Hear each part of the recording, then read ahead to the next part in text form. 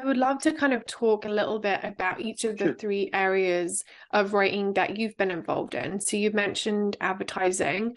If somebody is thinking about getting onto the copywriting side of things, that they have a healthcare or science background and they want to write for pharma or, something in the healthcare space, let's say that they do feel like they can take direction and that hmm they think copywriting would be good for them, but they haven't had any experience with it yet.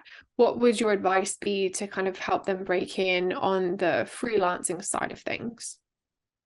I would say that probably the first step in our current times is to look for people in their space. We're so fortunate now with all the different platforms out there. Obviously, Facebook. I know a lot of younger folks aren't using that so much anymore, but it's an incredible resource. LinkedIn, of course, is more business oriented, but just go where those people are hanging out and get into groups. Find like-minded people. It's actually pretty easy to do that. As far as a first assignment, I mentioned things like Upwork. There are a number of platforms out there. Put yourself out there. Just put yourself out there and offer your services. I know for people who are writers at their core, sometimes that can be difficult and a little painful. But there's no growth without some pain. Yeah, I agree. And I do think, people always ask me about Upwork, should I be doing that? Is it worth my time? I personally don't advocate for it just because you can charge a decent amount straight out the gate. If you know the right people, if you have the confidence, if you have the skill set, like you said, you can kind of bypass that. But some people do want to do it as like a stepping stone towards something bigger if it helps from a confidence standpoint. So I do understand that some people have found that to be beneficial, but you don't want to be relying on that to actually, be making money and like making that your sole source of business. Oh, I agree 100%, and I appreciate the clarification because I've used it to buy services, but in some respects, those types of places can be kind of a race to the bottom where you're almost devaluing yourself.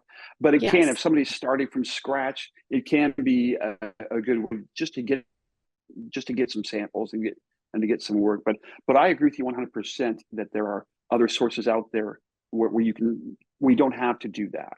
Yes, yeah, yeah. And so what about the journalism side? So, a lot of times people maybe they've done some like very scientific types of writing, like manuscripts or what have you, or they've done, posters and things like that. But they want to get more into the journalism side. I kind of fit into that category. I only discovered it later on when I realized like I really like interviewing people. I like storytelling. I like the hmm more creative hmm styles of writing. What is the best way for someone to get more involved in that type of writing and put themselves out there? I would say that the best way to do that is of course on a freelance basis. If you want to actually change jobs, the opportunities are absolutely with smaller companies. Some people might think that they need to work for a big newspaper or a big PR firm or something like that. But if you're younger and want to make that pivot, smaller companies can be a great place for opportunities where you get a lot of experience. And that's what happened to me. The ad agency that I worked for was about 8 or 10 people. It was a family owned business. But man, I got to wear a lot of hats in the 4 years or so that I was there. But I would pivot back to LinkedIn. LinkedIn is a marvelous tool. It really is, and it's something that their algorithm learns about you very quickly. So if you change up your profile, and things like that, and start doing searches, they're going to throw stuff at you. Hmm.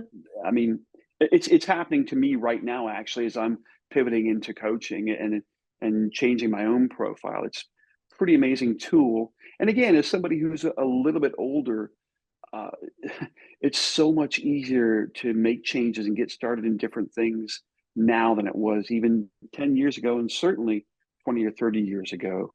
Yeah, I agree. And like you said, there's going to be existing communities and groups that you can be a part of, and that way you kind of learn what it's like to be out in the field doing the hands-on work from the people who are actually doing it. Yeah. And I think LinkedIn is that gateway to be able to have those conversations, and it's really, really valuable in that sense.